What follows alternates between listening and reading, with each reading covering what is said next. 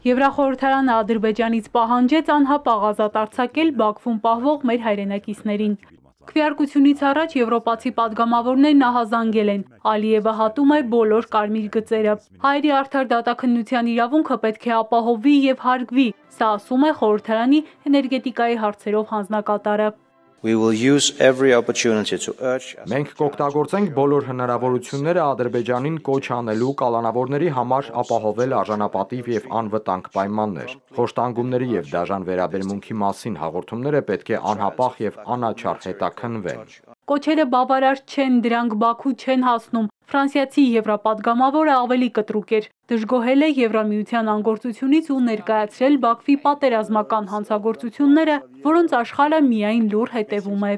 Merci, Monsieur le Président, Monsieur le Commissaire. Ալիևը հարձակվեց Լեռնային Ղարաբաղի վրա, հարձակվեց բնակչության վրա, որը պարզապես ցանկանում էր խաղաղ ապրել սեփական հողի վրա, այն հողի վրա, որտեղ ապրում է արդեն հազարավոր տարիներ։ Ալիևը արտաքսեց խաղաղ բնակչությանը օգտագործելով ռումբեր, սպառազինություն եւ ջիհադիստ վարձկաններ, եւ դա անելուց հետո նա դեռ մեղադրում է զոհերին։ 23 հայի դեմ դատական գործընթացը հիշեցնում է ստալինյան դատավարությունները։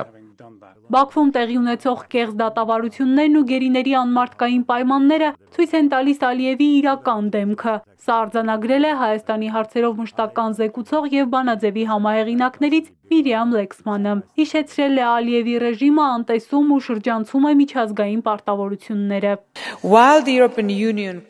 Մինչ Եվրոպական միությունը ձգտում է ռազմավարական գործընկերության, Բաքվի ռեժիմը շարունակում է սպառնալ իր հարևաններին եւ խոչընդոտել տարածաշրջանային խաղաղության ջանքերը։ Այս աշխարհաքաղաքական միջավայրում հրատապ անհրաժեշտություն կա, որ Եվրամիությունը պաշտպանի իր արժեքները, հատկապես իր անմիջական հարևանությամբ։ Փոխարենը մենք կրկին փորձում ենք բավարարել բռնապետին եւ խրախուսել Ալիևի գործողությունները, ընդլայնելով առևտրային համագործակցությունը։ Միթե դասեր չենք քաղել, ժամանակն է դադարեցնել ռազմավարական գործընկերության պատրանքները, առերեսվել իրականության հետ եւ գործել ըստ մեր արժեքների եւ սկզբունքների։ Կովկասում խաղաղությունն ու կայունությունը մեծ հարցականի տակ են, քանի դեռ Բաքվում հայ քաղաքական բանտարկյալներ կան, ասում է Բանաձևի մյուս համահեղինակը։ Վասիլե Դինկուն գործընկերներին առաջարկում է կտրուկ գործել, հնարավոր ողբերգությունները կանխելու համար։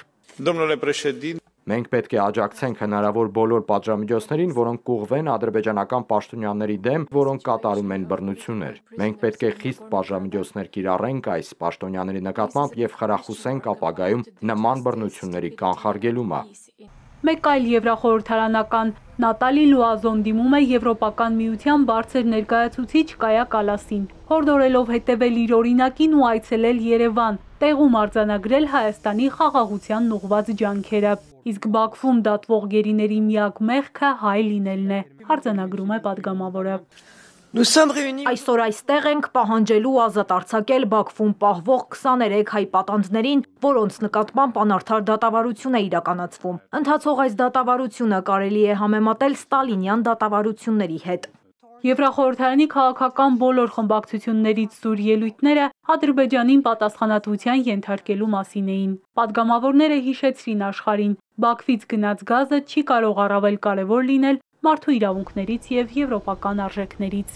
Էրմինե Ղարիբյան, Էպիկենտրոն։